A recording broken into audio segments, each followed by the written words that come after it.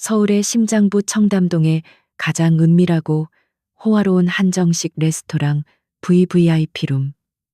고풍스러운 병풍과 현대적인 미니멀리즘이 기묘한 조화를 이루는 공간에 정적이 흘렀다. 공기 중에는 값비싼 난초 향과 함께 팽팽한 긴장감이 감돌았다. 한서연은 찻잔을 든 채 미동도 없이 앉아 있었다. 그녀의 자세는 흐트러짐 없는 교과서 그 자체였다. 단아하게 쪽진 머리 창백할 정도로 흰 피부를 강조하는 짙은 남색 실크 원피스, 그리고 손목에 찬 가느다란 백금 시계 외에는 어떤 장신구도 걸치지 않았다. 겉보기엔 그저 잘 교육받은 상류층 여성이었지만 그녀의 눈은 달랐다. 깊이를 알 수 없는 검은 눈동자는 맞은편에 앉은 남자를 마치 투과하듯 응시하고 있었다. 그 눈빛은 10년 넘게 어둠 속에서 벼려온 칼날의 냉기를 품고 있었다. 그래서 말입니다. 한서연 씨.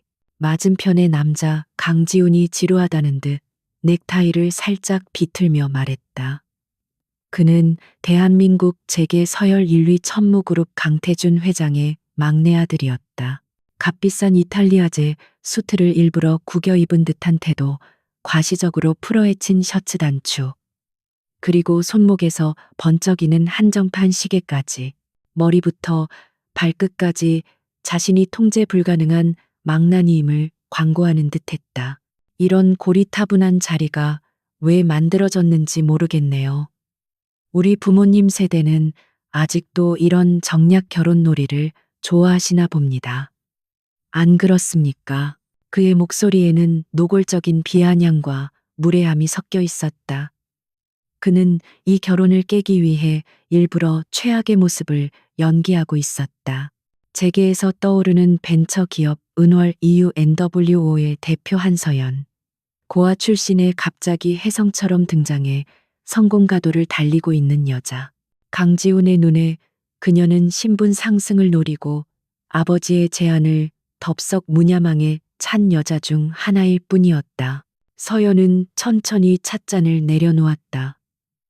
찻잔이 받침에 닿는 소리는 거의 들리지 않았다. 강지훈 씨께서 이 자리를 어떻게 생각하시든 저는 제안을 받아들일 생각으로 나왔습니다. 목소리는 잔잔했지만 내용은 단호했다. 강지훈의 능글맞던 표정이 순간 굳었다. 그가 예상했던 반응이 아니었다.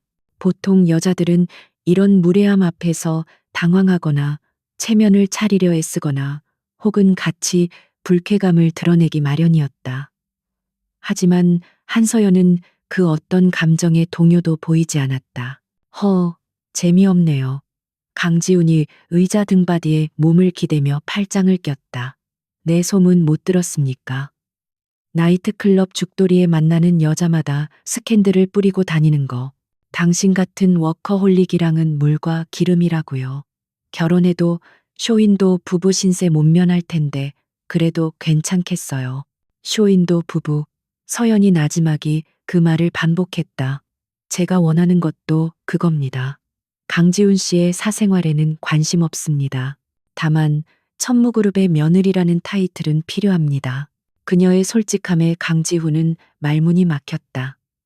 이 여자는 대체 정체가 뭘까?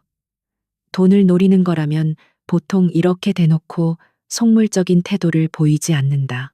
오히려 사랑이니 운명이니 하는 말로 포장하려 들기 마련이다. 서연은 창밖을 내다보았다. 레스토랑 통유리 너머로 서울의 야경이 펼쳐져 있었고 그 중에서도 유독 압도적인 위용을 자랑하는 빌딩이 있었다. 여의도에 위치한 천무그룹 본사 건물이었다.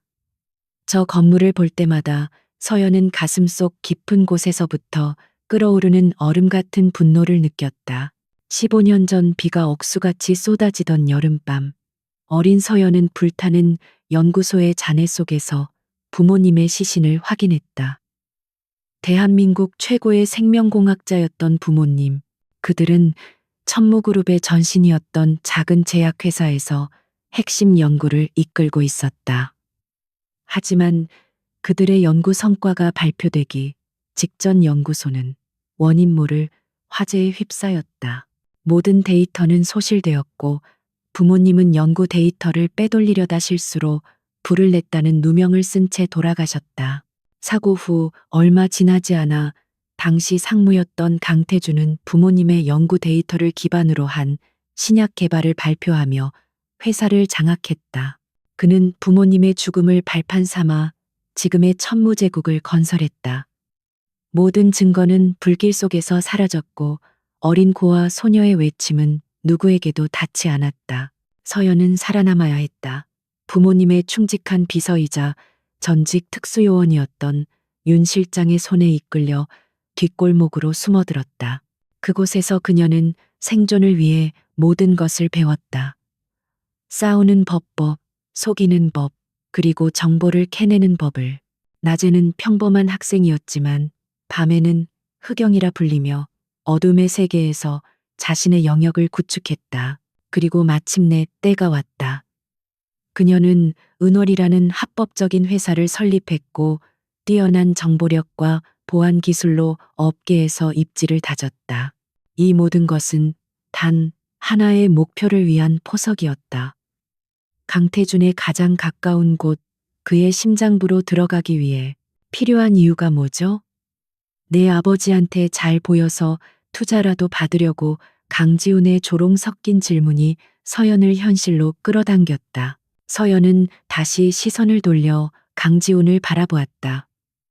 그녀의 눈에 비친 강지훈은 그저 목표물로 가는 길에 놓인 첫 번째 관문일 뿐이었다. 제 사업에 대한 이야기입니다. 서연은 미리 준비한 대본을 읊었다. 은월 시큐리티는 현재 국내 시장에서 한계에 부딪혔습니다.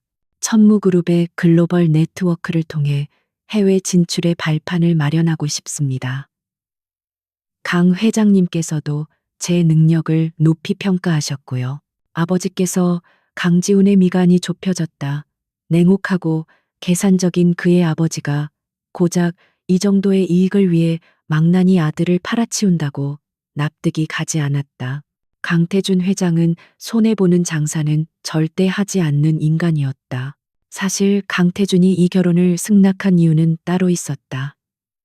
최근 천무그룹은 정관계 로비 의혹으로 검찰의 내사를 받고 있었다.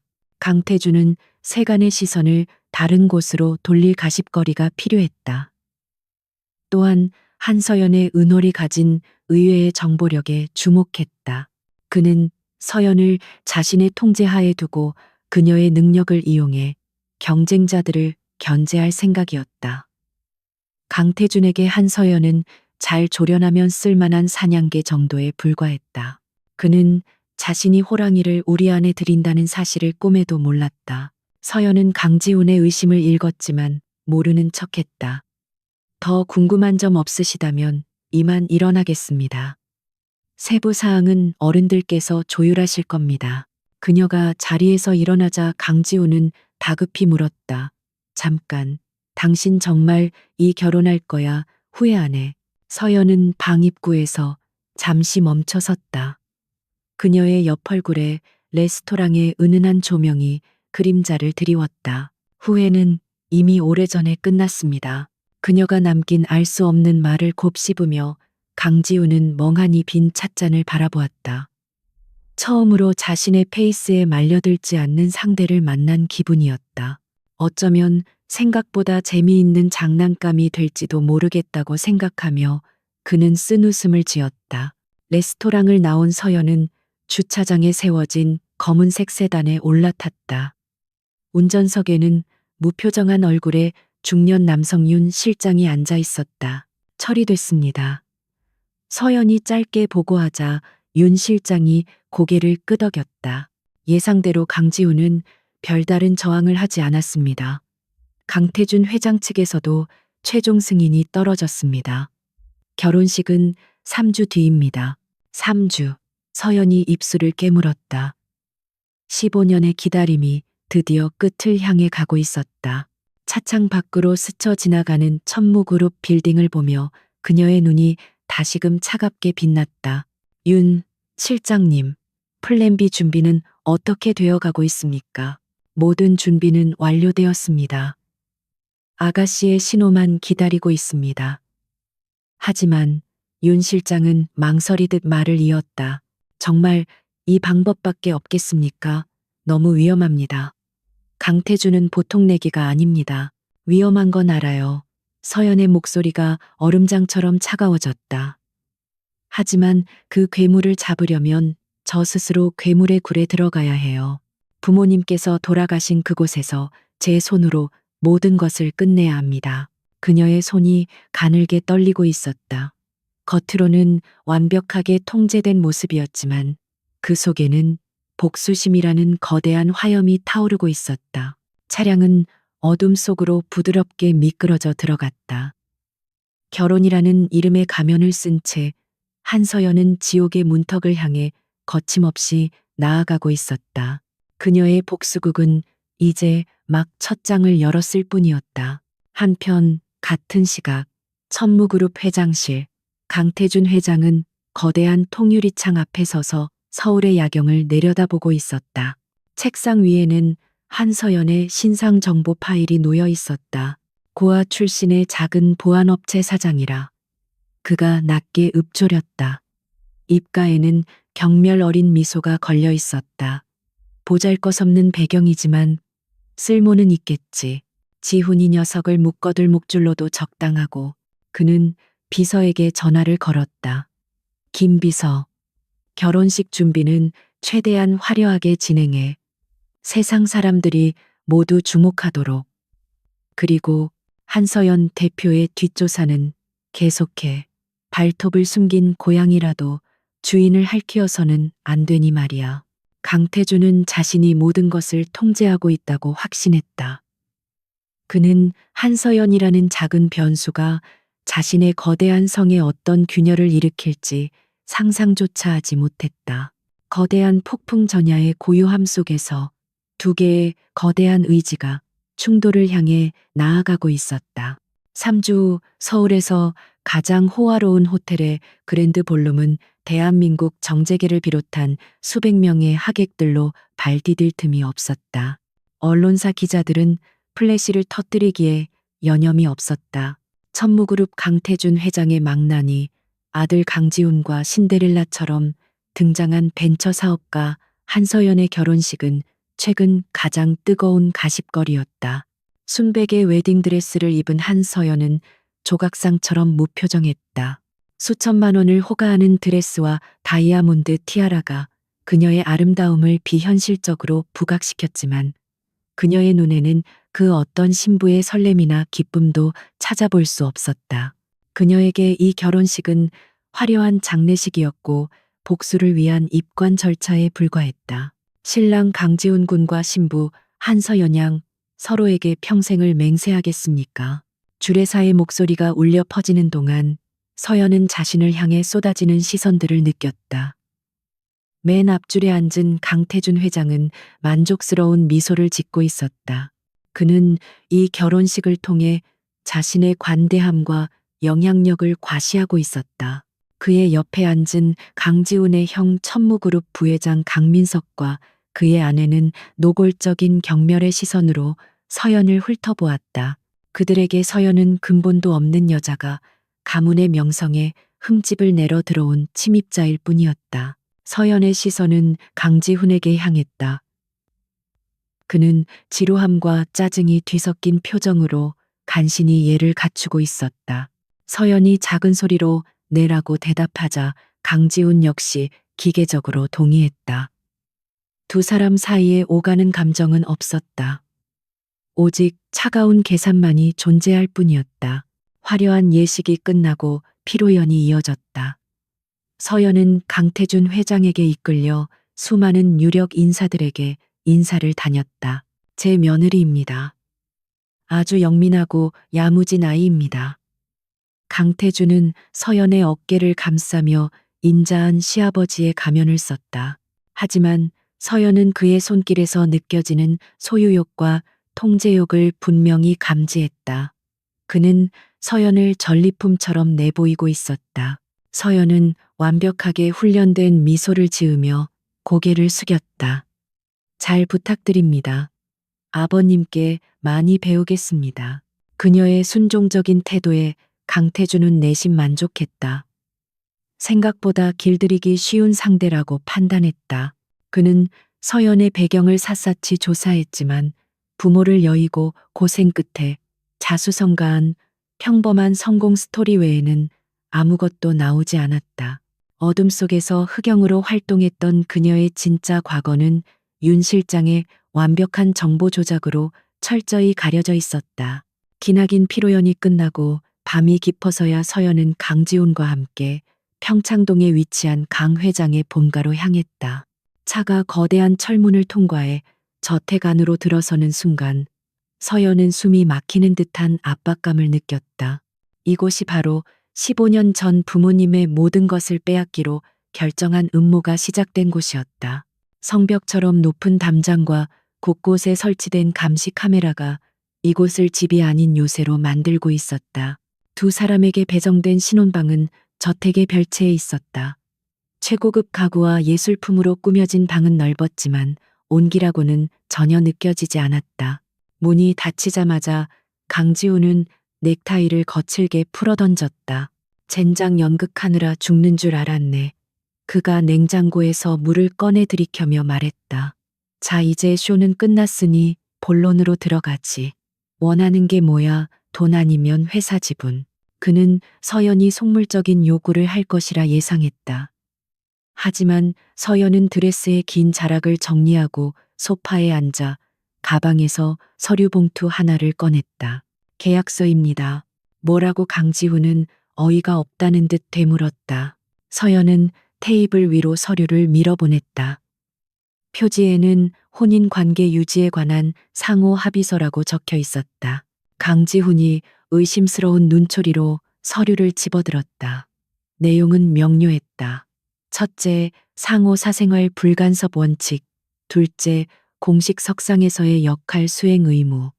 셋째, 혼인관계 유지 기간은 최소 2년으로 하며 2년 후 상호 합의하에 이혼 절차를 밟는다. 넷째, 이혼 시 재산 분할은 일절 요구하지 않는다. 이게 전부야. 강지우는 믿을 수 없다는 표정이었다. 재산 분할 포기. 당신 자선 사업가야. 대신 조건이 있습니다. 서연이 말을 이었다. 은월 시큐리티와 천무그룹 자회사 간의 보안 컨설팅 계약을 체결해 주십시오. 규모는 크지 않아도 됩니다. 제가 이 집에 머무는 동안 최소한의 명분과 성과가 필요합니다. 강지우는 서연을 다시 보았다. 이 여자는 사랑이나 감정 따위에는 관심이 없고 오직 자신의 사업적 성공에만 미쳐 있는 것 같았다. 그 편이 차라리 나았다. 복잡한 감정 싸움에 휘말리는 것보다 훨씬 깔끔했다. 좋아. 그 정도는 어렵지 않지. 강지우는 망설임 없이 펜을 들어 계약서에 서명했다. 그럼 난 이만 나가보겠어. 신혼 첫날 밤부터 독수공방하게 해서 미안하게 됐네. 하지만 알다시피 난 바쁜 몸이라. 그는 재킷을 집어들고 휘파람을 불며 방을 나갔다. 아마도 평소처럼 클럽으로 향하는 것이리라. 그가 이 결혼을 얼마나 가볍게 여기는지 보여주는 행동이었다. 문이 닫히고 방 안에 완벽한 정적이 찾아오자 서연의 표정이 싸늘하게 변했다. 그녀는 드레스의 거추장스러운 장식들을 뜯어내듯 벗어 던지고 검은색 실크 가운으로 갈아입었다. 첫 번째 단계는 성공했다. 강지훈이라는 가장 큰 변수를 무력화시켰다. 이제부터가 진짜 시작이었다. 서연은 손목시계의 측면을 가볍게 두드렸다. 시계 화면이 잠시 깜빡이더니 미세한 전자음이 들렸다. 아가씨, 저입니다. 이어피스를 통해 윤 실장의 목소리가 들려왔다. 상황은 예상대로입니다. 강 회장이 별채 전체에 도청 장치를 설치했습니다. 현재 아가씨의 침실과 서재 욕실에 총 5개의 활성 마이크가 감지됩니다. 최고 등급의 군용 장비입니다. 역시 서연이 냉소했다. 자신이 당한 방식대로 남을 의심하는군. 강태준은 서연을 감시하기 위해 투자를 아끼지 않았지만 그는 서연이 이 분야의 최고 전문가라는 사실을 몰랐다. 서연이 운영하는 은월의 핵심 사업은 바로 이런 불법적인 감시 장치를 찾아내고 무력화하는 것이었다. 노이즈 필터 작동시키세요. 지금부터 제 방의 모든 대화는 화이트 노이즈로 덮습니다. 알겠습니다. 그리고 아가씨께서 요청하신 선물은 예정대로 강 회장의 서재에 전달되었습니다. 서연의 입꼬리가 살짝 올라갔다. 오늘 피로연에서 그녀는 강태준에게 몽블랑 만년필 세트를 선물했다. 그 만년필은 겉보기엔 평범한 고급 필기구였지만 내부에는 은월에서 개발한 최첨단 나노 도청기가 내장되어 있었다. 배터리 수명은 3년 전파 방해 장치에도 영향을 받지 않는 특수 제작품이었다. 서연은 창가로 다가갔다. 창밖으로 거대한 저택의 정원이 어둠 속에 잠겨 있었다. 그녀는 가방에서 또 다른 장비를 꺼냈다.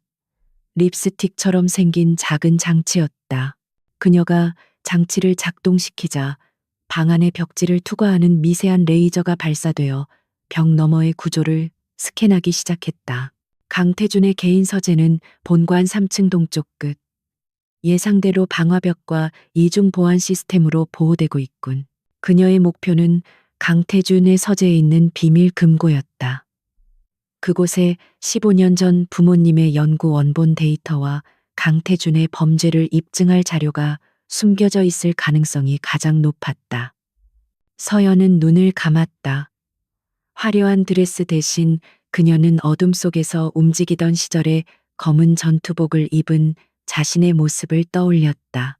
강태준은 자신을 새장 속에 가뒀다고 생각하겠지만 사실 그는 맹수를 자신의 침실 바로 옆에 들인 것이었다. 아버지 어머니, 그녀가 나지막이 속삭였다. 이제 곧 끝낼게요. 당신들을 짓밟고 쌓아 올린 이 성을 제 손으로 무너뜨릴 테니까. 차가운 달빛이 그녀의 얼굴을 비추었다. 복수의 여신은 가장 화려한 가면을 쓰고 적의 심장부에서 첫날 밤을 맞이하고 있었다. 폭풍은 이미 시작되었다. 천무가에 입성한 지 한 달이 지났다. 한서연은 조신한 며느리라는 가면을 완벽하게 쓰고 있었다. 아침 일찍 일어나 시아버지 강태준 회장에게 문안 인사를 드리고 하루 종일 저택의 도서관에서 경영학 서적을 읽거나 꽃꽂이를 배우는 등 무해하고 순종적인 모습을 연기했다. 식사 시간은 보이지 않는 전쟁터였다. 강 회장의 첫째 아들 강민석 부회장과 그의 아내 박유라는 사사건건 서연을 무이 NHO슬 KHH 밀추 Udent Park UALA. Cô ta là con gái của một gia đình tài phiệt lâu đời, luôn tự hào về dòng dõi thuần khiết của mình. 세아가 요즘 은월인지 뭔지 하는 회사는 잘 돌아가니? 박유라가 우아하게 스테이크를 썰며 물었다. 말투는 상냥했지만 눈빛에는 가시가 돋쳐 있었다.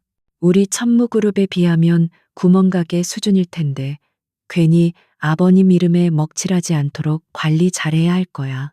서연은 옅은 미소를 지었다. 형님, 말씀 명심하겠습니다. 부족한 점이 많으니 많이 가르쳐 주세요. 그녀의 낮은 자세에 박유라는 김이 샌 듯 입술을 삐죽거렸고 강태준은 흡족한 표정으로 고개를 끄덕였다. 강민석 부회장은 아예 서연을 투명인간 취급했다. 그에게 유일한 경쟁자는 아버지뿐이었고 이런 여자 하나쯤은 안중에도 없었다. 한편 계약상의 남편인 강지훈은 여전히 밖으로만 나돌았다. 일주일에 한두 번 마주치는 식사 자리에서도 그는 핸드폰만 들여다보거나 일부러 시시껄렁한 농담을 던지며 가문의 골칫덩어리 역할을 충실히 수행했다. 하지만 서연은 그들의 경계심이 느슨해진 틈을 타 밤마다 흑영으로 돌아갔다. 강태준의 서재에 설치한 도청 장치는 매일 방대한 양의 정보를 수집해왔다. 불법적인 자금 흐름, 정관계, 인사들과의 은밀한 거래 내역, 그리고 경쟁사들에 대한 공작까지 강태준은 상상 이상으로 거대한 범죄의 제국을 운영하고 있었다. 그러나 결정적인 증거 즉 15년 전 부모님의 죽음과 관련된 직접적인 증거는 아직 나오지 않았다. 강태준은 그 부분에 대해서는 전화, 통화나 공개적인 장소에서는 일절 언급하지 않았다. 서연은 그 증거가 서재 안의 비밀 금고에 잠들어 있으리라 확신했다. 그러던 어느 날 밤 서연은 자신의 방에서 암호화된 위성통신으로 윤 실장과 교신하며 저택의 보안 시스템을 분석하고 있었다. 본관 3층 복도의 레이저 감지기는 30초 간격으로 패턴이 바뀝니다. 강 회장의 서재문 자체는 지문 인식과 홍채 인식을 동시에 요구합니다. 하지만 서연이 모니터에 떠 있는 복잡한 회로도를 응시하며 말하는 순간이었다. 하지만 문제는 내부 침입이 아니라 외부 변수입니다. 그녀가 주목한 것은 강지훈의 동선이었다. 계약 이후 서연은 강지훈 역시 감시 대상에 포함시켰다. 그의 차량에 부착된 초소형 추적 장치는 그의 모든 움직임을 실시간으로 전송했다. 표면적으로 그는 매일 밤 강남의 클럽과 고급 바를 전전했다. 하지만 서연은 이상한 점을 발견했다. 일주일에 3번 정확히 새벽 2시부터 4시까지 강지훈의 동선이 한강변에 버려진 물류창고 근처에서 2시간 동안 멈춥니다. 윤 실장에게 보고하는 서연의 목소리에 의문이 담겼다. 그 시간에 그곳에서 뭘 하는 걸까요? 조사해봤지만 그 창고는 수년째 비어있는 유령 건물입니다. 주변 CCTV에도 강지훈의 차량이 진입하는 것 외에는 특이점이 없습니다. 직접 확인해봐야겠어요. 강지훈. 생각보다 단순한 망나니가 아닐지도 모릅니다. 서연이 막 통신을 종료하려던 찰나 방 밖에서 미세한 발소리가 들렸다. 서연의 감각이 즉각적으로 위험 신호를 보냈다. 이 시간에 별채를 찾아올 사람은 없었다. 누군가 오고 있습니다. 5초 후 강제 종료. 서연은 눈 깜짝할 사이에 모든 장비를 숨기고 침대에 누워 잠든 척했다. 발소리는 그녀의 방문 앞에서 멈췄다. 그리고 잠시 후 조용히 문고리가 돌아가는 소리가 들렸다. 누군가 마스터키로 문을 열고 들어오려 하고 있었다. 심장이 세차게 뛰었다. 만약 지금 들키면 모든 것이 끝장이었다. 방금 전까지 사용했던 고성능 통신 장비는 일반 가정집에서는 절대 볼 수 없는 물건이었다. 문이 열리는 순간 복도에서 전혀 예상치 못한 목소리가 들려왔다. 어이쿠 형수님이 밤중에 여기서 뭐 하세요? 제 방에 볼 일이라도 있으신가? 강지훈이었다. 술에 취해 비틀거리는 듯한 목소리였지만 타이밍이 절묘했다. 문을 열려던 사람은 다름 아닌 박유라였다. 지훈 도련님 아직 안 주무셨어요. 박유라의 당황한 목소리가 들렸다. 아, 오늘따라 우리 예쁜 아내가 보고 싶어서 일찍 들어왔죠. 강지훈은 과장된 몸짓으로 박유라 앞을 막아서며 서연의 방문을 슬쩍 닫았다. 그런데 형수님은 왜 제 아내 방문을 따려고 하시는지, 혹시 두 분이 제가 모르는 비밀이라도 공유하시는 겁니까? 박유라는 서연이 낮에 받은 택배 상자를 의심해 몰래 확인하려던 참이었다. 강지훈의 등장에 계획이 틀어지자 그녀는 얼굴을 붉혔다. 무슨 그런 말을. 그냥 새아가가 잘 자나 보려고. 걱정 마세요. 제 아내는 제가 챙깁니다. 강지훈이 능글맞게 웃으며 박유라에게 한 걸음 다가섰다. 아니면 형수님이 저랑 놀고 싶어서 오신 건가요? 우리 형님 아시면 서운해하실 텐데. 저질스러워 박유라는 모욕감에 찬 외마디를 내지르고는 서둘러 자리를 떴다. 강지훈은 박유라가 완전히 사라진 것을 확인한 후 잠시 복도에 서 있었다. 그의 얼굴에서 방금 전의 경박한 미소가 사라지고 차가운 무표정이 떠올랐다. 그는 서연의 방문을 노려보듯 하더니 이내 제 갈 길을 갔다.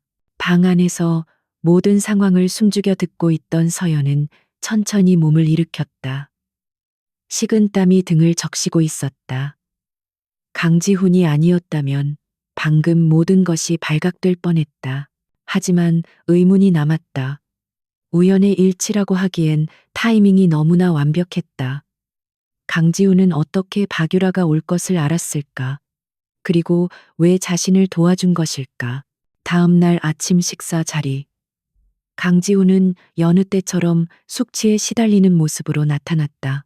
박유라는 어젯밤 일이 불쾌한 듯 서연을 쏘아보았지만 강지훈에게는 눈길도 주지 않았다. 식사 후 서연은 정원에서 강지훈과 단둘이 마주칠 기회를 만들었다. 어젯밤 일 고마웠어요. 서연이 먼저 입을 열었다. 강지훈은 하품을 하며 귀찮다는 듯 손을 저었다. 뭐료, 그냥 재수없는 형수 골탕 먹인 것뿐입니다. 착각하지 말아요. 우연치고는 타이밍이 기가 막혔어요. 서연이 그의 눈을 똑바로 응시했다. 마치 누군가 올 것을 미리 알고 기다린 사람처럼요. 강지훈의 동작이 순간 멈칫했다. 그의 눈빛이 날카롭게 변했다가 금세 평소의 흐리멍덩한 모습으로 돌아왔다. 소설 쓰시네. 내가 형수님 방에 도청 장치라도 달았다는 겁니까? 그가 비웃었다. 아니요. 서연이 차분하게 대답했다.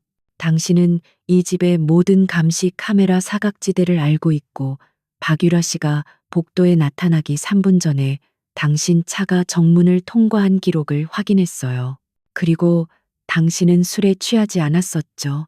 적어도 어젯밤엔. 강지훈의 표정이 완전히 굳었다. 그는 서연을 바라보는 시선을 바꾸었다. 지금까지 상대했던 여자들과는 근본적으로 다른 종류의 인간이라는 것을 깨달았다. 당신 대체 정체가 뭐야? 강지훈이 낮게 으르렁거렸다. 그건 제가 묻고 싶은 말인데요. 서연이 맞받아쳤다. 대한민국 최고의 망나니가 한밤중에 버려진 물류창고에서 뭘 하는지, 그리고 집안의 보안 시스템을 송금 보듯 꿰뚫고 있는지 말이에요. 두 사람 사이에 팽팽한 긴장감이 흘렀다. 서로가 상대방의 가면 뒤에 숨겨진 본 모습을 어렴풋이 감지한 순간이었다. 강지훈은 한동안 서연을 노려보다가 피식 웃음을 터뜨렸다. 재미있네, 한서연 씨. 그가 말했다. 당신이 여기서 뭘 하려는지 관심 없어. 내 목적을 방해하지만 않는다면. 하지만 명심해. 이 집은 당신이 생각하는 것보다 훨씬 더 깊은 지옥이야. 어설프게 굴다간 뼈도 못 추릴 테니 내 일에 끼어들지 마. 그는 서연의 어깨를 툭 치고 지나갔다. 경고였지만 동시에 기묘한 동질감이 느껴지는 말이기도 했다. 서연은 강지훈의 뒷모습을 바라보며 생각에 잠겼다. 강지훈 역시 강태준에게 무언가를 숨기고 있었다. 그는 적일까? 아니면 예상치 못한 아군이 될 수 있을까? 확실한 것은 이 복잡한 체스판의 말이 하나 더 늘어났다는 사실이었다. 그리고 그 말은 자신이 생각했던 것보다 훨씬 더 강력한 변수였다. 강지훈이라는 예기치 못한 변수를 확인한 후 한서연은 계획을 더욱 신중하게 수정했다. 지금 당장 강지훈의 정체를 파헤치는 것보다 중요한 것은 강태준의 숨통을 조일 첫 번째 카드를 날리는 것이었다. 그녀는 강지훈의 경고를 무시하지 않았다. 이 집안의 감시망은 생각보다 촘촘했고 작은 실수가 모든 것을 무너뜨릴 수 있었다. 서연의 주된 정보원은 여전히 강태준의 서재에 있는 만년필형 도청기였다. 지난 한 달간 축적된 데이터는 천무그룹의 어두운 속사를 적나라하게 드러냈다. 그중 서연의 눈길을 사로잡은 것은 천무바이오가 야심차게 추진 중인 신약 CM100일 프로젝트였다. CM100일은 알츠하이머 치료제로 임상 3상을 성공적으로 마치고 곧 식약처의 최종 승인을 앞두고 있었다. 이는 천무그룹의 미래 성장 동력이자 강태준의 가장 큰 치적이었다. 서연은 CM100일 관련 데이터를 분석하며 싸늘한 기시감을 느꼈다. 임상 데이터는 결점 하나 없이 완벽했다. 성공률, 부작용 비율, 대조군 비교까지 모든 수치가 교과서적인 이상향을 그리고 있었다. 너무 완벽해서 비현실적이었다. 15년 전 그녀의 부모님이 마지막까지 매달렸던 연구 역시 획기적인 신약 개발이었고 그 데이터 또한 이와 비슷하게 완벽한 그래프를 그리고 있었다. 강태준은 같은 방식을 또다시 사용하고 있었다. 데이터 조작을 통한 거대한 사기극. 윤 실장님, 천무 바이오의 CM, 100일 임상시험 원본 데이터가 필요합니다. 특히 탈락한 피험자들의 기록을 집중적으로 파고드세요. 서연은 심야 시간을 이용해 다시 한번 은밀한 지시를 내렸다. 강태준이 숨기고 싶은 것은 완벽한 성공 사례가 아니라 감춰진 실패 사례 속에 있을 겁니다. 은월 시큐리티의 해킹 전담팀 섀도우 다이버가 움직이기 시작했다. 천무바이오의 철통 같은 방화벽을 뚫는 것은 쉽지 않았지만 서연은 내부자였다. 그녀는 저택 내부 와이파이 시스템의 취약점을 파악하고 있었고 강태준 일가의 스마트 기기에 접근할 수 있는 권한을 가지고 있었다. 서연은 시어머니의 태블릿 PC에 최신형 보안 앱을 설치해 준다는 명목으로 접근해 백도어를 심는 데 성공했다. 며칠간의 작업 끝에 섀도지 다이벌 팀은 임상시험에서 의도적으로 누락된 데이터를 찾아냈다.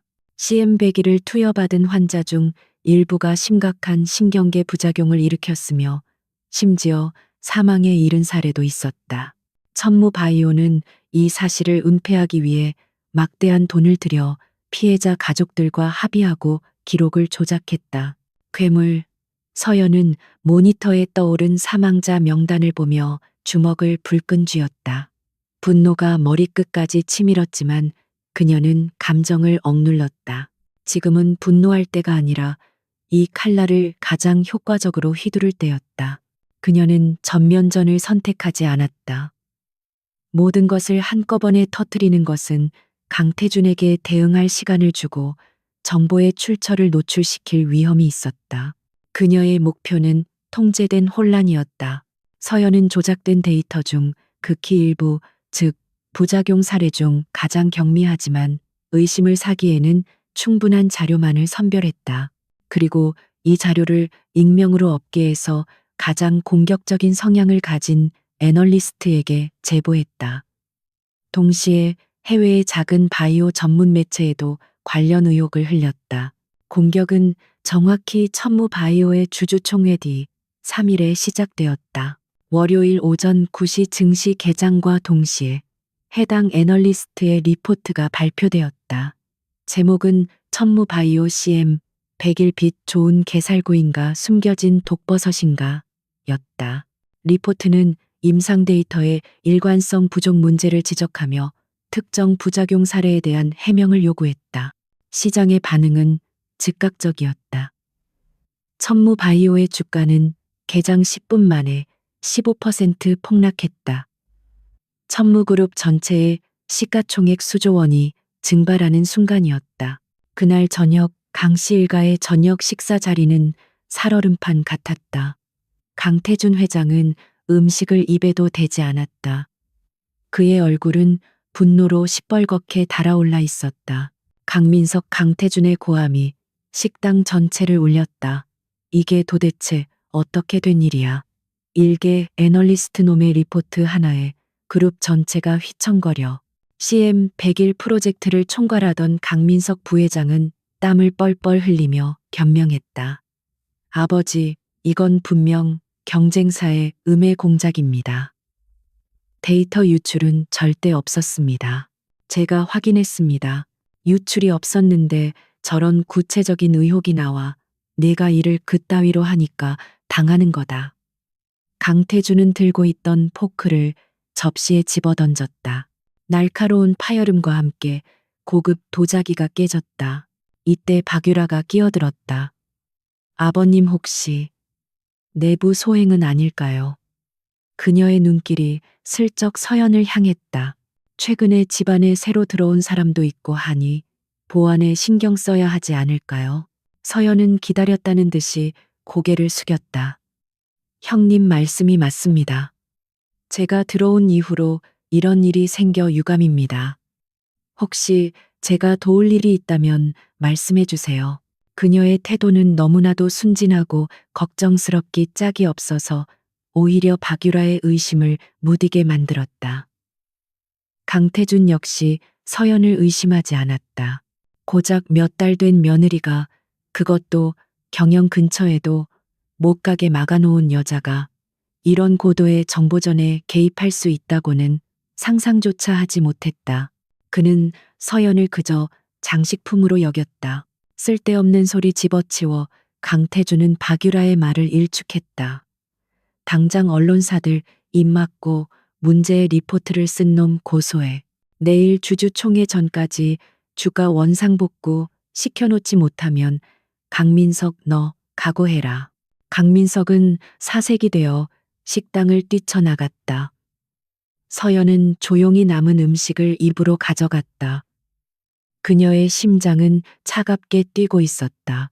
첫 번째 돌멩이는 성공적으로 던져졌다. 연못은 파문을 일으키기 시작했다. 그때 맞은편에 앉아있던 강지훈과 눈이 마주쳤다. 그는 여느 때처럼 핸드폰 게임을 하는 척하고 있었지만 그의 눈은 웃고 있지 않았다. 그는 서연을 빤히 바라보고 있었다. 마치 내 짓이지 라고 묻는 듯 했다. 서연은 가볍게 눈을 내리깔며 시선을 피했다. 그날 밤 천무그룹은 막대한 자금을 투입해 주가 방어에 나섰고 언론 통제를 통해 사태를 수습하려 했었다. 겉으로는 위기가 봉합되는 듯 보였다. 하지만 강태준은 찝찝함을 떨칠 수 없었다. 이번 공격은 단순한 음해라고 하기엔 너무나 정교했다. 마치 내부의 약점을 정확히 알고 찌른 듯한 예리함이 있었다. 김비서. 저택 보안 시스템을 전면 재점검해. 그리고 한서연. 그 여자 주변도 다시 한번 살펴봐. 요즘 너무 조용해서 오히려 이상해. 강태준은 불길한 예감에 휩싸였다. 서연은 자신의 방에서 창밖을 내다보았다. 첫 번째 전투는 승리했다. 강태준의 성에 균열이 가기 시작했다. 그리고 강민석이라는 약한 고리가 드러났다. 이제 다음 단계로 넘어갈 시간이었다. 강민석 부회장의 자금 흐름을 추적하세요. 서연이 윤 실장에게 새로운 명령을 내렸다. 분명히 프로젝트 손실을 메우기 위해 비자금을 움직일 겁니다. 그 꼬리를 잡아야 합니다. 복수의 그물은 한층 더 촘촘하게 짜여지고 있었다. 서연은 자신이 일으킨 작은 파문이 거대한 쓰나미가 되어 모든 것을 집어삼킬 때까지 멈출 생각이 없었다. 천무 바이오 사태는 강태준 회장의 막강한 권력으로 억지로 봉합되었다. 언론은 침묵했고 주가는 방어선을 구축했으며 주주총회는 강민석 부회장의 사과와 재발 방지 약속으로 어수선하게 마무리되었다. 겉보기에는 폭풍이 지나간 듯 고요했다. 하지만 강태준이라는 늙은 여우의 의심은 이제 막 불붙기 시작했다. 그는 자신의 집무실에서 깨진 도자기 조각을 내려다보고 있었다. 그날 저녁 식탁에서 자신이 던졌던 바로 그 파편이었다. 너무 정확했어. 강태준이 낮게 읊조렸다. 경쟁사들의 공격 방식과는 달라. 이건 내부의 출혈이야. 가장 아픈 곳을 정확히 알고 찌른 칼이었어. 그의 머릿속에 한서연의 얼굴이 떠올랐다. 위기 상황에서도 동요하지 않고 오히려 걱정스러운 표정으로 자신을 위로하던 그 완벽한 연기. 너무 완벽해서 부자연스러웠다. 강태준은 평생 수많은 인간 군상을 상대해왔다. 그는 본능적으로 한서연에게서 동질감보다는 이질감을 느꼈다. 야망을 가진 여자가 취할 수 있는 태도에는 한계가 있는데 한서연은 그 선을 넘나들면서도 결코 속내를 드러내지 않았다. 최 실장, 강태준이 인터폰으로 호출하자 그림자처럼 조용히 문이 열리고 한 남자가 들어섰다. 검은 정장을 입은 중년의 남자, 최진혁 실장이었다. 그는 20년 넘게 강태준의 수족 역할을 해온 인물로 천무그룹의 공식적인 보안팀장이자 비공식적인 해결사였다. 법과 불법의 경계를 넘나들며 강태준의 더러운 일들을 처리해온 그의 손은 깨끗할 날이 없었다. 회장님 부르셨습니까? 한서연, 강태준이 단도직입적으로 말했다. 그 아이 뒷조사를 다시 해. 이번엔 공식적인 루트가 아니다. 15년 전 그 부모가 죽었을 때부터 지금까지의 모든 행적을 샅샅이 파헤쳐. 먼지 한 톨까지 전부 다. 최 실장의 눈이 가늘어졌다. 며느님이 무언가 연관되어 있다고 보십니까? 내 감이 그렇게 말하고 있다. 강태준이 창밖을 내다보며 말했다. 고아 출신이 혼자 힘으로 그 정도 회사를 일궜다는 것도 석연치 않아. 배후에 누가 있는지, 자금 출처는 어디인지, 그리고 왜 하필 지금 내 아들과 결혼하려 했는지 그 진짜 이유를 알아내. 알겠습니다. 최 실장은 말없이 고개를 숙이고 물러났다. 늙은 여우의 이빨이 드디어 서연을 향해 드러난 순간이었다. 최 실장의 조사는 빠르고 은밀하게 진행되었다. 그는 일반적인 신용정보나 서류상의 기록을 믿지 않았다. 그는 한서연이 유년 시절을 보냈던 보육원, 그녀의 부모가 사망한 사고 현장의 옛 담당, 형사, 그리고 은월 설립 초기의 자금 흐름을 역추적하기 시작했다.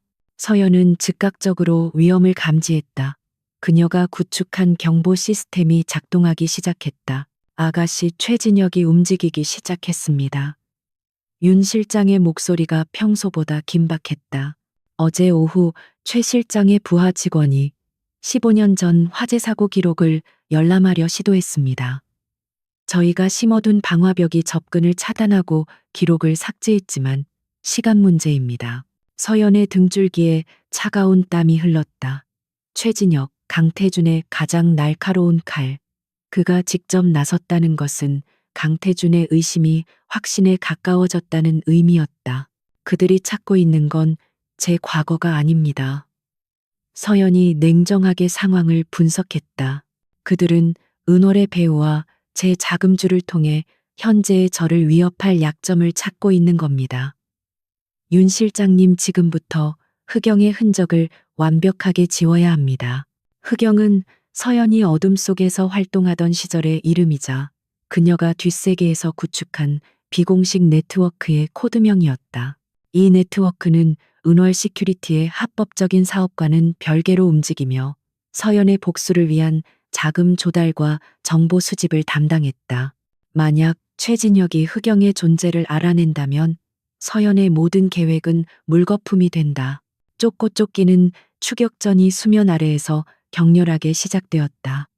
최진혁은 노련한 사냥꾼이었다. 그는 서연의 공식적인 계좌 대신 차명 계좌를 추적했고 서연이 접촉했던 옛 뒷골목 정보상들을 찾아 나섰다. 서연은 최진혁보다 한 발 앞서 움직여야 했다. 그녀는 강지훈의 눈을 피해 저택을 빠져나갈 방법을 모색했다.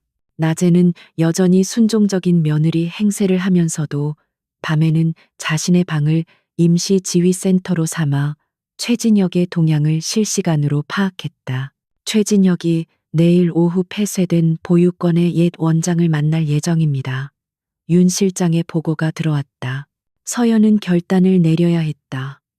옛 원장은 서연의 과거를 아는 몇 안 되는 인물 중 하나였다. 물론 윤 실장이 사전에 입막음을 해두었지만 최진혁 같은 베테랑의 신문을 견뎌낼 수 있을지는 미지수였다. 안 되겠어요.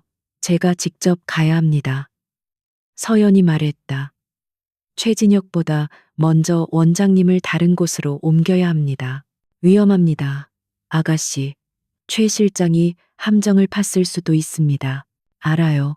하지만 더 큰 위험을 막기 위해선 감수해야 할 위험입니다. 다음 날 서연은 자선 활동을 핑계로 저택을 나섰다. 그녀는 최 실장의 감시를 따돌리기 위해 복잡한 동선을 계획했다. 백화점에서 쇼핑을 하는 척하며 비상구로 빠져나와 다른 차량으로 갈아타고 지하철을 이용해 인파 속으로 사라졌다. 수년간 몸에 익힌 은신술과 추적 회피 기술이 빛을 발하는 순간이었다. 서연은 약속 장소인 서울 외곽의 한적한 요양병원에 도착했다. 옛 보육원 원장은 병상에 누워 서연을 맞이했다. 오랜만이구나 서연아. 아니, 이젠 사모님이라고 불러야 하나. 노인의 얼굴에 씁쓸한 미소가 어렸다. 시간 없어요, 원장님. 서연은 주변을 경계하며 말했다. 곧 위험한 사람들이 찾아올 겁니다. 당분간 안전한 곳으로 피하셔야 해요. 서연이 원장을 부축해 병실을 막 나서려던 순간이었다. 복도 저편에서 익숙한 구둣발 소리가 들려왔다. 최진혁이었다. 예상보다 빨랐다. 서연은 순간적으로 판단했다. 정면으로 부딪히는 것은 최악의 수였다. 그녀는 원장을 다시 침대에 앉히고 비상계단 쪽으로 몸을 숨겼다. 최진혁은 서연이 숨어 있는 것을 눈치채지 못한 채 원장의 병실로 들어갔다. 서연은 벽에 기대어 숨을 죽였다. 최진혁과 원장의 대화가 희미하게 들려왔다. 한서연 대표가 이곳에 자주 옵니까? 최진혁의 날카로운 질문이 들렸다. 서연이요, 착한 아이죠. 부모님 돌아가시고 고생 많이 했어요. 가끔 후원금을 보내주긴 하지만 바빠서 자주 오진 못해요. 원장의 목소리가 떨리고 있었다. 후원금 말입니까? 혹시 현금으로 받으셨습니까? 아니면 다른 사람 명의로 최진혁이 핵심을 찔렀다. 서연은 입술을 깨물었다. 최진혁은 서연이 세탁한 자금의 흐름을 쫓고 있었다. 대화가 몇 분 더 이어졌다. 다행히 원장은 서연이 미리 알려준 대로 대답하며 결정적인 실수는 하지 않았다. 최진혁은 별다른 소득 없이 병실을 나섰다. 하지만 서연은 안도할 수 없었다. 최진혁이 복도를 지나가다 말고 갑자기 멈춰섰다. 그는 공기 중에 남은 미세한 향수 냄새를 맡은 듯 코를 킁킁거렸다. 서연이 오늘 아침 사용한 아주 희미한 라일락 향이었다. 최진혁의 시선이 서연이 숨어 있는 비상계단 쪽으로 천천히 향했다. 심장이 발밑으로 떨어지는 것 같았다. 발각되는 순간 모든 것이 끝이었다. 바로 그때 최진혁의 핸드폰이 울렸다. 네, 회장님. 알겠습니다. 지금 바로 복귀하겠습니다. 강태준의 호출이었다. 최진혁은 아쉬운 듯 다시 한번 계단 쪽을 쳐다보더니 이내 발길을 돌렸다. 서연은 그가 완전히 사라지고 나서도 한참 동안 움직이지 못했다. 온몸이 식은땀으로 젖어 있었다. 처음으로 느껴보는 실질적인 위협감이었다. 강태준의 발톱은 생각보다 훨씬 날카롭고 깊었다. 그녀는 깨달았다. 수비만 해서는 이길 수 없다는 것을. 최진혁의 시선을 다른 곳으로 돌릴 더 강력한 미끼가 필요했다. 그리고 그 미끼는 집안 내부에 있었다. 저택으로 돌아온 서연은 강지훈의 방을 찾아갔다. 그는 없었다. 서연은 망설임 없이 그의 방으로 들어가 그가 숨겨둔 서류들을 뒤지기 시작했다. 강지훈이 조사하던 물류창고 관련 자료들이었다. 당신이 뭘 숨기고 있든 이제 그걸 이용할 때가 됐어. 강지훈. 서연의 눈빛이 다시 차갑게 빛났다. 사냥꾼에게 쫓기던 사냥감이 이제 반격을 준비하고 있었다. 최진혁 실장의 압박은 서연의 숨통을 조여왔다. 옛 보육원 원장 방문 이후 최 실장은 한서연의 공식적인 행적 대신 그녀의 그림자, 즉 윤 실장의 존재를 파고들기 시작했다. 강태준은 15년 전 화재 사고를 처리하며 관련자들을 모두 정리했다고 생각했지만 윤 실장은 강태준의 감시망에서 완벽하게 사라진 유일한 인물이었다. 최진혁은 이 사라진 퍼즐 조각에 집중했다. 아가씨 위험합니다. 윤 실장의 목소리가 다급하게 이어피스를 통해 흘러나왔다. 최진혁이 제 옛 신분을 추적하고 있습니다. 제가 아가씨의 부모님 밑에서 일했던 기록까지 접근했습니다. 그가 저와 아가씨의 연결고리를 찾는 순간 아가씨의 복수 계획 자체가 노출됩니다. 서연은 손톱을 깨물었다. 최진혁은 현재 서연의 회사 은월과 윤 실장 사이의 접점을 찾고 있었다. 만약 은월의 설립 자금 중 일부가 윤 실장과 관련된 페이퍼 컴퍼니에서 나왔다는 사실이 밝혀지면 한서연이 의도적으로 천무그룹에 접근했다는 명백한 증거가 된다. 서연은 최진혁의 시선을 돌리기 위해 강지훈에 대한 정보를 흘리기로 결심했다. 강지훈이 비밀스럽게 드나들던 물류창고와 그가 접촉하는 인물들에 대한 자료를 익명으로 최진혁 측에 전달했다. 강태준의 의심만은 성격상 아들의 수상한 움직임에 즉각 반응할 것이라 예상했다. 그러나 강태준은 서연의 예상보다 한 수 위였다. 그는 최진혁에게 두 가지 임무를 동시에 진행시켰다. 아들 강지훈에 대한 감시와 며느리 한서연에 대한 조사를 병행한 것이다. 오히려 강지훈의 수상한 행적은 강태준으로 하여금 집안 내부 단속을 더욱 강화하게 만들었다.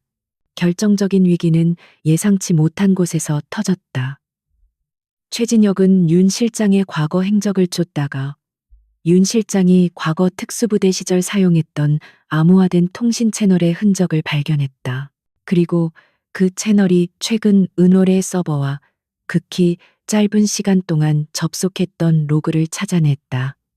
그것은 스모킹건이었다. 최 실장이 지금 회장실로 가고 있습니다. 방금 전송받은 데이터 분석 보고서를 들고 있습니다. 윤 실장의 경고음이 울렸다. 서연의 심장이 멎는 듯했다. 지금 강태준에게 그 보고서가 넘어간다면 모든 것이 끝이었다. 저택 본관 2층에 있던 서연은 즉시 3층 회장실로 향했다. 엘리베이터를 기다릴 시간이 없었다. 그녀는 하이힐을 벗어던지고 비상계단을 뛰어 올라갔다. 복도 끝에서 최진혁의 뒷모습이 보였다. 그는 회장실 문 앞에 서서 노크를 하려던 참이었다. 서연의 머릿짓 아이볼속이 빠르게 회전했다. 강제로 빼앗을까? 아니면 화재 경보기를 울려 건물을 혼란에 빠뜨릴까? 하지만 어떤 방법도 미봉책에 불과하며 오히려 의심만 키울 뿐이었다. 서연이 절망적인 심정으로 벽 모퉁이에 숨어 기회를 엿보던 바로 그 순간이었다. 조심. 요란한 소리와 함께 강지훈이 복도 반대편에서 나타났다. 그는 손에 값비싼 위스키병과 잔을 들고 있었고 마치 발이 꼬인 것처럼 비틀거리며 최진혁에게 그대로 돌진했다. 쾅! 강지훈은 최진혁과 강하게 부딪혔고 그가 들고 있던 위스키병이 깨지면서 독한 술이 최진혁의 온몸과 그가 들고 있던 태블릿 PC 위로 쏟아졌다. 최진혁이 비명을 질렀다. 태블릿 PC 화면이 지직거리더니 이내 검게 변해버렸다. 중요한 데이터가 담긴 기기가 순식간에 못 쓰게 된 것이다. 아이쿠 죄송합니다, 최 실장님. 강지훈은 전혀 미안하지 않은 얼굴로 혀를 찼다. 이거 비싼 술인데 옷감 물어드려야 하나요? 기계도 망가졌네. 아버지가 아끼시는 분인데 큰일 났네. 최진혁의 얼굴이 분노와 당혹감으로 일그러졌다. 그는 강태준에게 보고할 결정적인 증거를 눈앞에서 잃어버렸다. 하지만 상대는 회장의 아들이었다. 고의성을 따져 물을 수도 없었다. 강지훈의 연기는 너무나 완벽한 사고였다. 괜찮습니다, 도련님. 최진혁은 부서진 태블릿을 그려주며 간신히 분을 억눌렀다. 일단 젖은 옷부터 갈아입어야겠습니다. 최진혁이 씩씩거리며 자리를 뜨자 강지훈은 바닥에 흩어진 유리 조각을 보며 휘파람을 불었다. 그리고는 모퉁이에 숨어있는 서연을 향해 윙크를 날리고는 다시 자기 방으로 사라졌다. 서연은 가슴을 쓸어내렸다. 명백한 고의였다. 강지훈이 또다시 이번에는 훨씬 더 결정적인 순간에 그녀를 구했다. 그날 밤 서연은 강지훈의 방을 찾아갔다. 이번에는 초대의 의미였다. 강지훈은 이미 샤워를 마치고 편안한 차림으로 그녀를 기다리고 있었다. 방 안에는 경박한 망나니의 흔적 대신 냉철한 분석가의 분위기가 감돌았다. 앉아요. 강지훈이 책상 맞은편 의자를 가리켰다. 오늘 일 설명이 필요할 것 같네요. 서연이 경계를 풀지 않고 말했다. 설명이라. 강지훈이 웃음을 거뒀다. 그의 눈빛은 서연이 처음 보는 깊고 차가운 분노로 가득 차 있었다. 한서연 씨.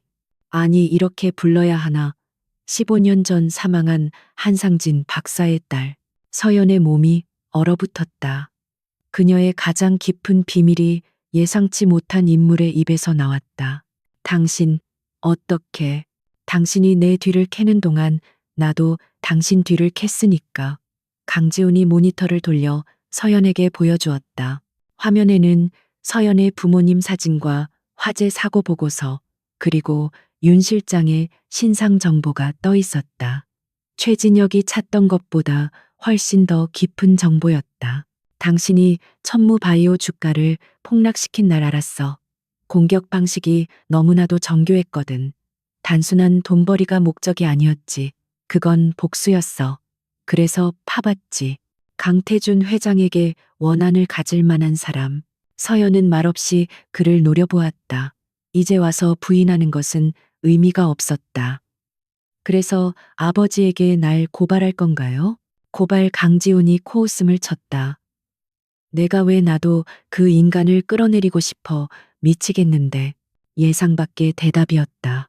서연이 혼란스러운 표정을 짓자 강지훈은 서랍에서 낡은 사진 한 장을 꺼냈다. 내 어머니입니다. 강태준 회장의 첫 번째 부인이자 강민석 부회장의 친모가 아닌 내 생모. 사진 속에는 온화하게 웃고 있는 젊은 여성이 있었다. 어머니는 강태준의 비서였어요. 야망을 위해 본처를 내쫓고 어머니를 차지했지만 더 큰 정략 결혼 상대가 나타나자 어머니를 정신병원에 감금했죠. 그리고 몇 년 후 어머니는 우울증으로 인한 자살로 생을 마감했습니다.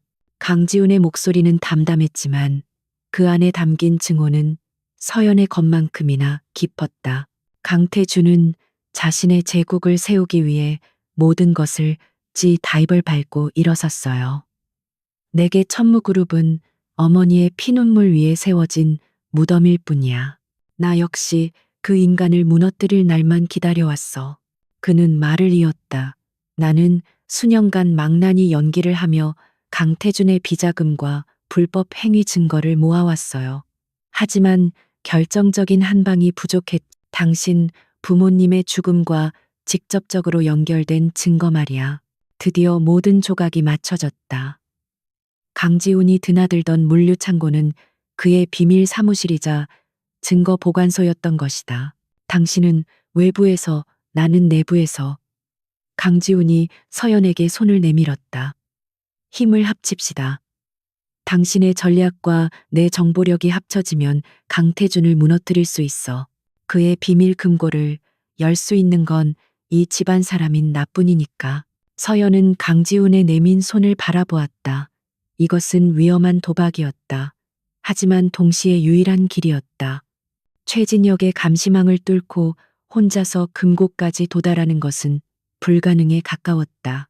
서연은 강지훈의 손을 잡았다. 두 사람의 손이 맞잡히는 순간 차가운 결의가 서로에게 전달되었다.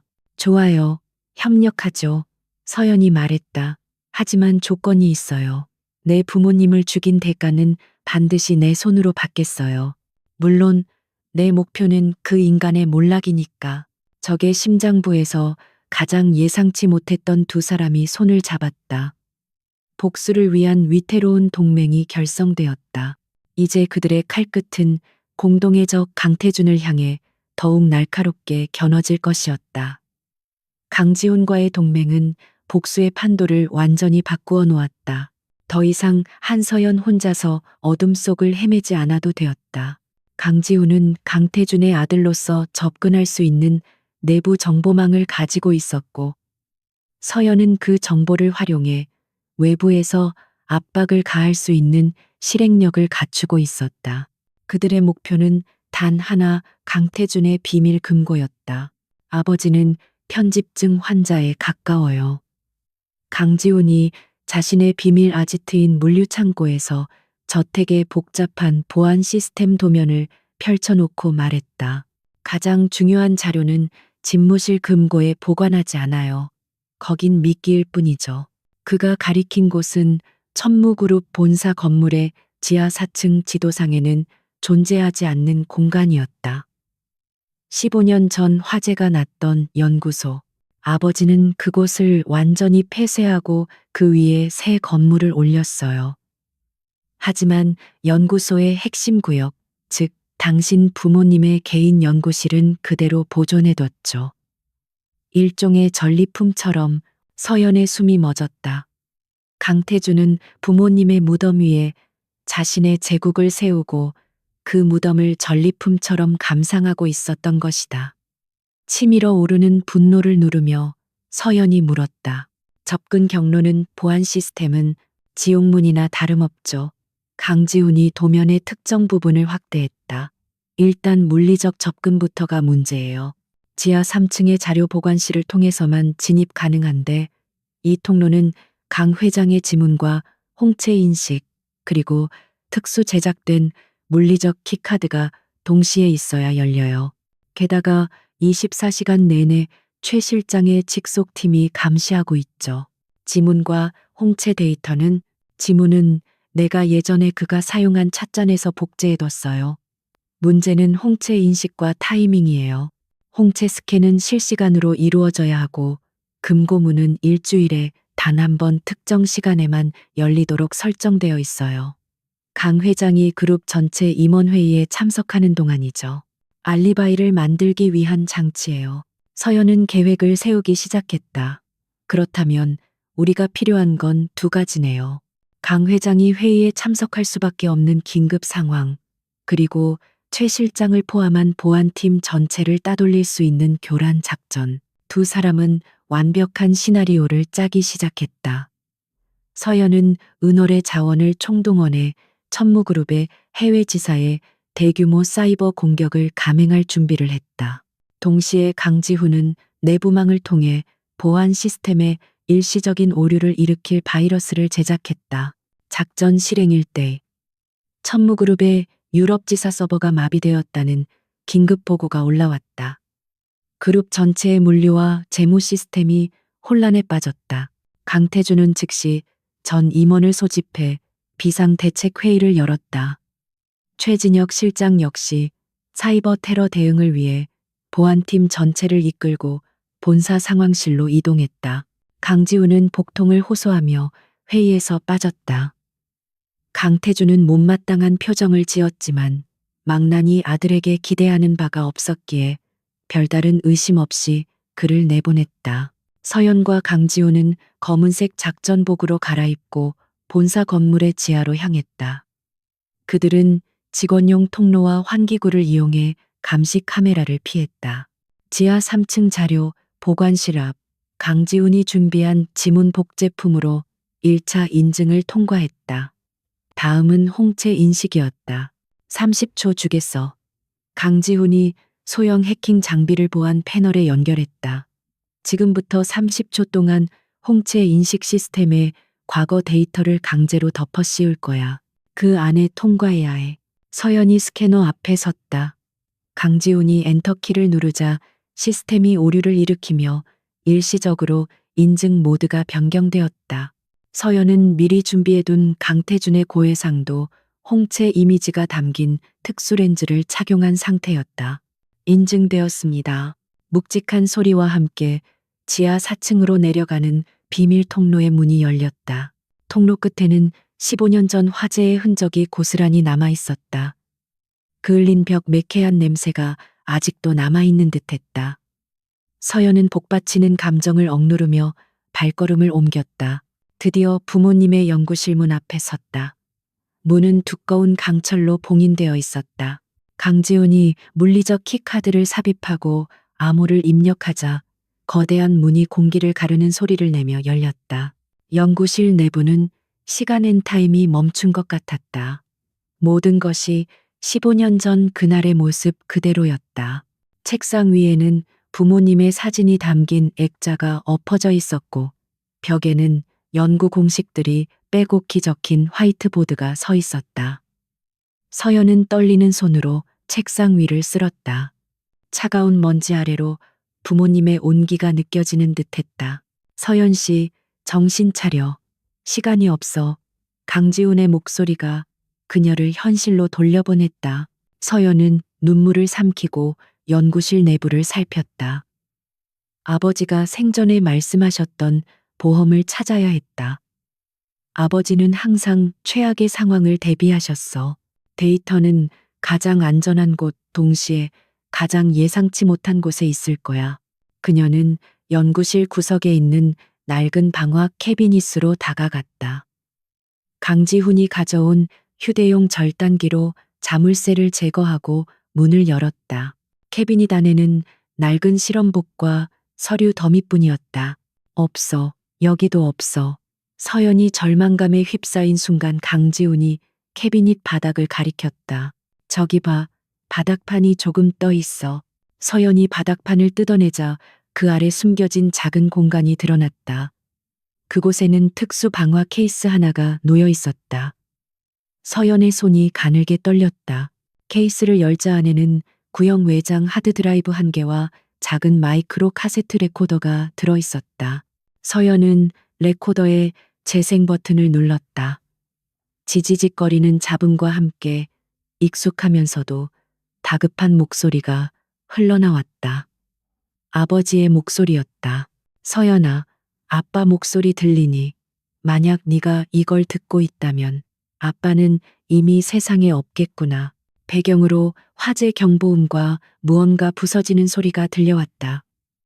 아버지는 불길 속에서 마지막 메시지를 녹음하고 있었다. 강태준, 상무. 그자가 모든 걸 빼앗아갔다. 우리 연구 데이터를 가로채고 증거를 인멸하기 위해 불을 질렀어. 서연아, 도망쳐야 해. 윤 실장과 함께 꼭 살아남아야 한다. 이 하드 드라이브에 모든 원본 데이터가 들어있다. 강태준의 범죄를 입증할 유일한 증거다. 복수하려 하지 마라. 그저 행복하게 살아다오. 사랑한다, 내 딸. 녹음은 거기서 끊겼다. 서연은 무너져 내렸다. 15년간 가슴속에 묻어두었던 슬픔과 분노가 한꺼번에 터져 나왔다. 아버지는 복수가 아닌 딸의 행복을 빌었지만 그 유언은 서연에게 가장 강력한 복수의 동기가 되었다. 강지훈이 말없이 서연의 어깨에 손을 얹었다. 그는 그녀의 고통을 묵묵히 지켜보며 동맹자로서의 유대감을 확인했다. 서연은 눈물을 닦고 일어섰다. 그녀의 눈은 슬픔이 아닌 차가운 결의로 다시 타올랐다. 증거는 확보했어. 이제 이성을 무너뜨릴 시간이야. 두 사람은 하드 드라이브를 챙겨 연구실을 빠져나왔다. 그들이 떠난 후 15년간 잠들어 있던 연구실의 문은 다시 굳게 닫혔다. 하지만 판도라의 상자는 이미 열렸다. 강태준의 제국을 무너뜨릴 거대한 폭풍이 이제 막 그 실체를 드러내기 시작했다. 강지훈의 비밀 아지트. 한서연은 외장 하드 드라이브를 자신의 보안 노트북에 연결했다. 15년 만에 세상의 빛을 본 데이터는 그 자체로 거대한 폭탄이었다.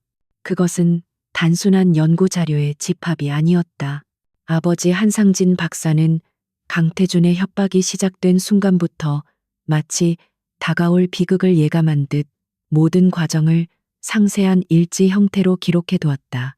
강태준이 연구 성과를 독촉하며 비윤리적인 실험을 강요한 정황 연구 자금을 횡령하여 비자금을 조성하려 시도한 증거, 그리고 화재 발생, 직전 부모님이 느꼈던 생명의 위협까지 모든 것이 날짜별로 정리되어 있었다. 결정적으로 원본 연구 데이터는 강태준이 CM100이라는 이름으로 상용화한 제품의 데이터와 핵심적인 부분에서 결정적으로 달랐다. 아버지의 원본 데이터는 특정 유전자 변이를 가진 환자에게 치명적인 신경계 부작용을 일으킬 가능성을 명확히 경고하고 있었으나 강태준은 이 부분을 고의로 삭제하고 임상 결과를 조작하여 상용화를 강행한 것이었다. 이는 단순한 특허 도용을 넘어 잠재적인 대규모 살상 행위를 묵인한 것과 다름없었다. 이 정도 증거면 강지훈이 감정을 억누르며 말했다. 검찰에 넘기는 즉시 강태준은 구속이야. 아니, 서연이 고개를 저었다.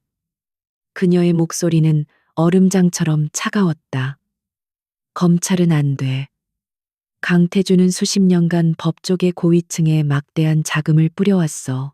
우리가 이 증거를 제출하는 순간 담당 검사가 배정되고 수사는 알 수 없는 이유로 지연될 거야. 그 사이 강태준은 모든 증거를 조작하고 정보 제공자인 우리를 역으로 공격하겠지. 우리는 그들의 영역에서 싸워선 안 돼. 서연은 강태준을 법의 심판대에 세우고 싶었지만 전공법으로는 승산이 없다는 것을 냉정하게 판단했다. 늙은 여우를 잡으려면 여론이라는 거대한 불길로 그가 도망칠 모든 퇴로를 원천 봉쇄해야 했다. 가장 공신력 있는 국제 탐사보도 기관에 제보할 거야. 서연이 전략을 밝혔다. 국내 언론은 강태준의 입김에서 자유롭지 못해. 하지만 해외에서 먼저 터지면 국내 언론도 어쩔 수 없이 받아쓸 수밖에 없어. 여론이 움직이면 청와대든 검찰이든 더는 강태준을 비호할 수 없게 돼. 서연은 은월 시큐리티를 운영하며 구축해둔 비공식 채널을 가동했다.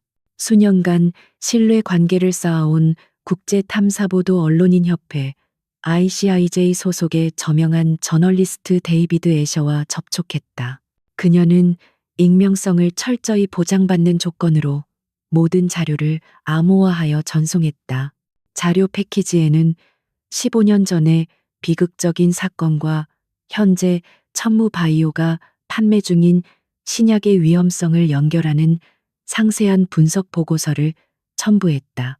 그리고 가장 강력한 무기, 아버지의 마지막 음성 파일 원본도 함께였다.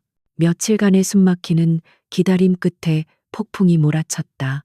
뉴욕 시간으로 이른 아침 전 세계 수십 개의 유력 언론사가 동시에 천무제국의 그림자 살인과 거짓말로 세워진 K 바이오 신화라는 제목의 탐사 보도를 일제히 송출했다.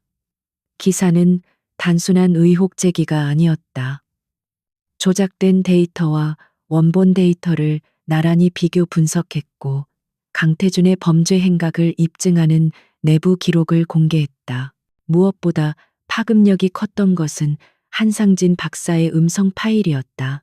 불길 속에서 딸에게 남기는 아버지의 마지막 목소리 진실을 밝히려는 처절한 외침은 전 세계인의 감성을 자극했다.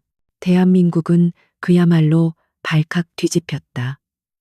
강태준 회장의 영향력 아래 눈치를 보며 침묵하던 국내 언론사들은 더 이상 이 사태를 외면할 수 없었다.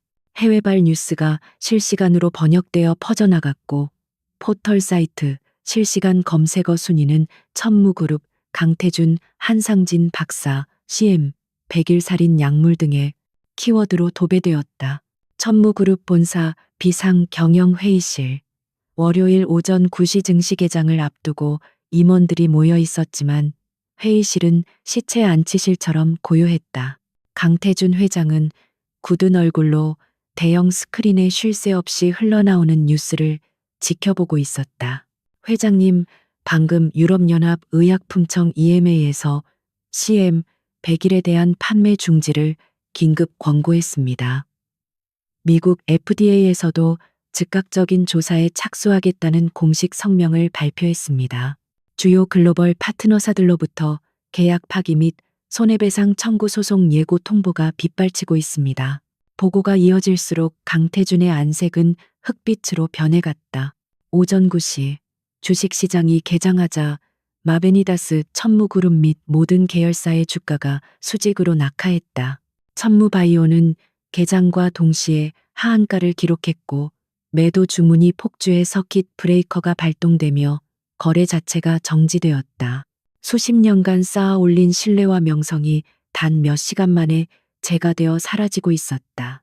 마가 당장 저 보도를 막아 강태준이 이성을 잃고 고함을 질렀다. 언론사 사장들에게 전화해 법무팀은 당장 저망할 외신놈들을 명예훼손으로 고소해. 돈으로든 협박으로든 뭐든 해. 하지만 이미 늦었다. 불길은 걷잡을 수 없이 번져나갔다. 여론은 들끓었다.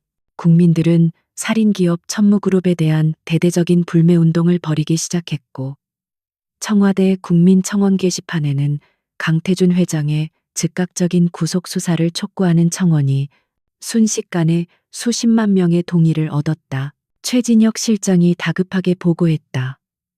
회장님, 검찰에서 여론에 밀려 특별수사팀을 구성하겠다고 방금 발표했습니다. 저희 쪽 라인을 통해서는 통제가 불가능한 상황입니다. 여론이 너무 거셉니다. 강태준은 그제야 깨달았다. 자신이 완벽하게 통제하고 있다고 믿었던 세상이 자신을 배신했다는 것을. 그는 자신이 설치한 덫에 자신이 걸려든 꼴이었다. 누구야? 대체 누가 이런 짓을? 강태준의 눈에 핏발이 섰다. 그는 회의실에 모인 임원들을 늑대처럼 훑어보았다. 모두가 공포에 질려 고개를 숙이고 있었다. 그의 의심은 자연스럽게 집안 내부로 향했다. 강민석 내놈이냐? 아니면 강지훈 그놈인가? 그 순간 저택에 남아있던 서연은 태연하게 아침 식사를 준비하고 있었다. 그녀는 TV에서 흘러나오는 뉴스를 보며 차를 한 모금 마셨다. 강지훈 역시 자신의 방에서 이 모든 상황을 지켜보고 있었다. 두 사람은 철저히 알리바이를 유지했다. 강태준은 미친 듯이 소리를 지르며 집무실의 물건들을 집어 던졌다. 수십 년간 쌓아 올린 철옹성이 무너져 내리는 소리였다. 그는 자신이 얕보았던 존재들 잊고 있었던 과거의 망령에 의해 발목이 잡혔다는 사실을 받아들일 수 없었다. 한서연, 강태준의 입에서 뜻밖의 이름이 흘러나왔다. 그동안 장식품처럼 여겼던 며느리. 공교롭게도 그녀가 들어온 이후부터 모든 일이 꼬이기 시작했다. 그리고 그녀의 부모 역시 15년 전 그 사건의 피해자였다. 퍼즐 조각이 맞춰지자 강태준의 눈의 살기가 번뜩였다. 최 실장, 당장 한서연을 잡아와 무슨 수를 써서라도 그녀의 입을 열게 만들어. 궁지에 몰린 늙은 여우는 마지막 발악을 준비하고 있었다. 그는 이성을 잃고 가장 원초적이고 폭력적인 방법을 선택하려 했다. 그러나 서연 역시 이 순간을 기다리고 있었다. 강태준의 몰락은 가속화되고 있었다. 여론의 문매와 주가 폭락 그리고 검찰의 압수수색이 동시에 진행되면서 그가 수십 년간 쌓아 올린 철옹성은 안에서부터 붕괴하기 시작했다. 궁지에 몰린 강태준의 눈에는 더 이상 이성적인 판단력이 남아있지 않았다. 그는 모든 사태의 원흉이 한서연이라는 확신에 도달했다. 15년 전 자신이 밟아버렸던 한상진 박사의 딸이 유령처럼 돌아와 자신의 목을 조르고 있었다. 증거, 그 원본 데이터만 손에 넣으면 돼. 강태준은 핏발 선 눈으로 중얼거렸다. 그것만 없애면 이 모든 건 조작된 음해라고 뒤집을 수 있어. 그는 최진혁 실장에게 마지막 명령을 내렸다.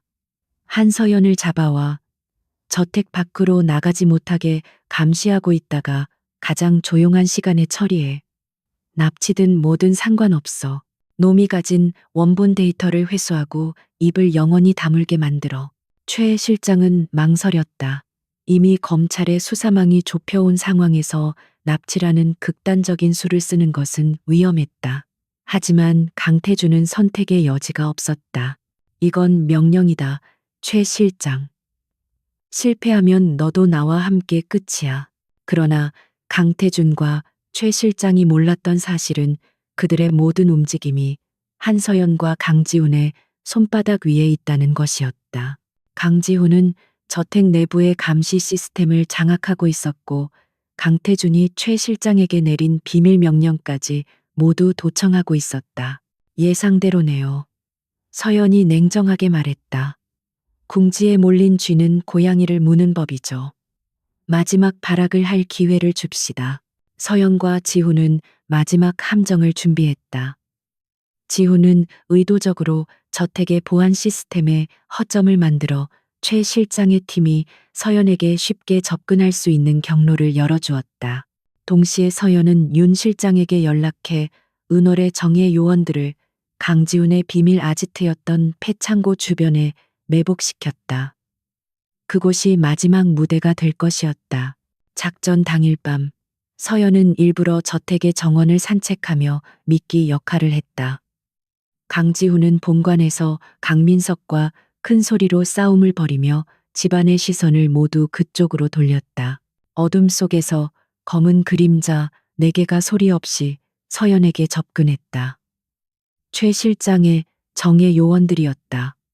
그들은 서연이 반응할 틈도 주지 않고 입을 막고 차량으로 끌고 갔다.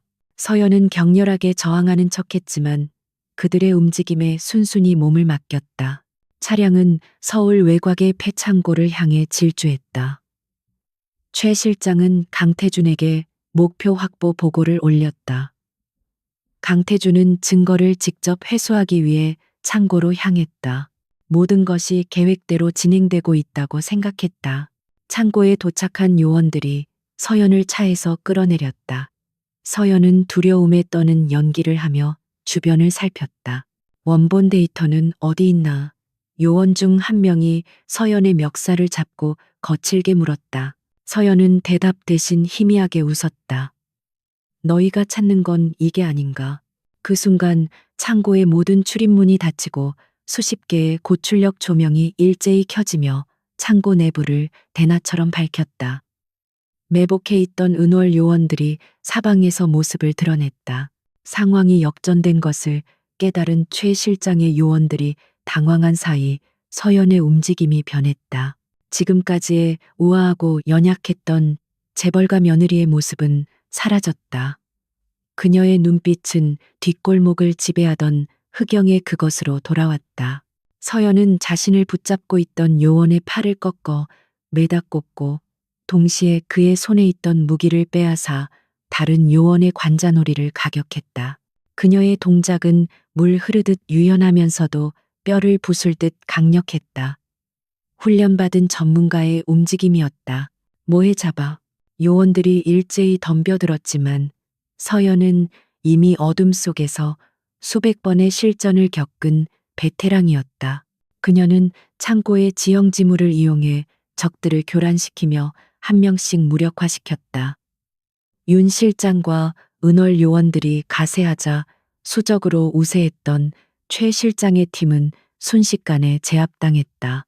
창고 문이 열리고 강태준이 최 실장과 함께 들어섰다. 그가 본 것은 바닥에 쓰러져 신음하는 자신의 부하들과 그들 한가운데에 서늘한 눈빛으로 서 있는 한서연이었다. 이게 무슨, 강태준은 눈앞의 광경을 믿을 수 없었다. 오랜만입니다. 강태준 회장님, 서연이 입을 열었다. 아니, 이렇게 불러야겠군요. 15년 전 제 아버지의 연구실에 불을 지른 살인자. 강태준의 얼굴이 경악으로 물들었다. 네가 한상진의 딸이었어. 그래. 서연이 한 걸음 다가섰다. 당신이 짓밟고 빼앗아간 모든 것을 되찾으러 온 한서연이다. 내년이 감히 강태준이 이성을 잃고 소리쳤다. 최 실장이 마지막 발악으로 권총을 꺼내 서연에게 겨누려 했다. 하지만 그보다 빨리 강지훈이 뒤에서 나타나 그의 팔을 꺾었다.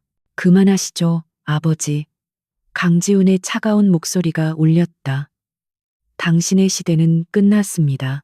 지훈이, 너까지 나를 배신해. 강태준은 무너져 내렸다. 바로 그때 창고 밖에서 수많은 사이렌 소리가 들려왔다. 강지훈이 미리 연락해둔 검찰 수사팀이 현장을 덮친 것이다. 강태준 씨 당신을 살인, 교사 증거 인멸, 업무상 횡령 및 납치 교사 혐의로 긴급 체포합니다. 검사들이 강태준에게 수갑을 채웠다. 강태준은 마지막 순간까지도 서연을 노려보며 저주를 퍼부었다. 내가 너 같은 계집애에게. 서연은 그를 무표정하게 내려다보았다.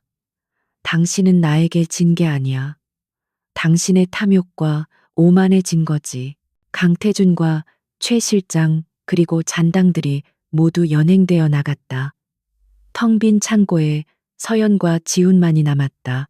서연은 15년간 자신을 짓눌러왔던 거대한 무게가 사라지는 것을 느꼈다.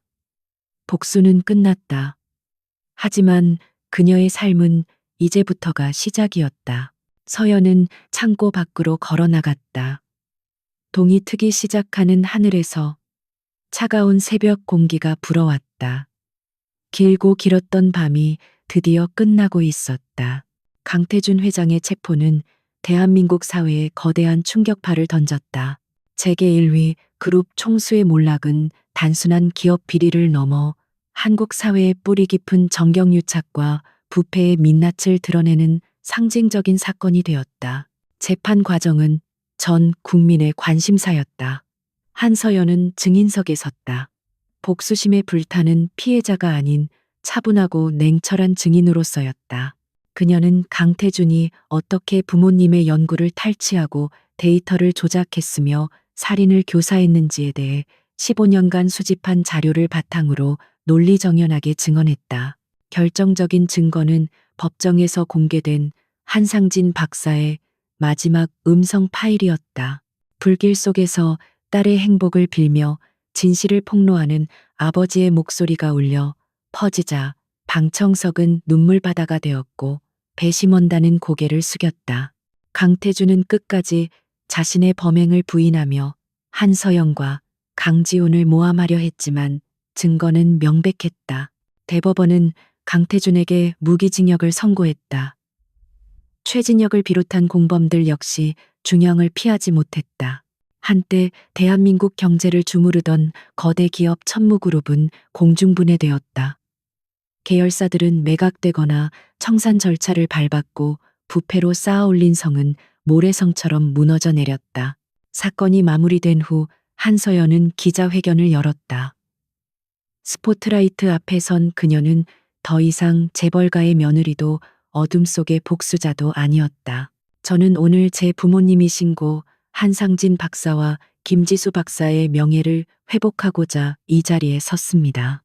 그녀는 부모님의 연구가 인류에 기여하고자 했던 순수한 열정의 산물이었음을 밝혔고 그들의 억울한 죽음에 대한 진실을 공표했다. 또한 천무그룹에서 환수한 일부 자산과 자신의 사재를 출연해 한상진, 김지수 과학재단을 설립한다고 발표했다. 재단은 윤리적인 과학 연구를 지원하고 부모님과 같이 소외된 과학자들을 돕는데 사용될 것이었다. 복수는 끝났다. 15년간 그녀의 삶을 지탱해온 단 하나의 목표가 사라진 자리에는 공허함 대신 기묘한 평온함이 찾아왔다.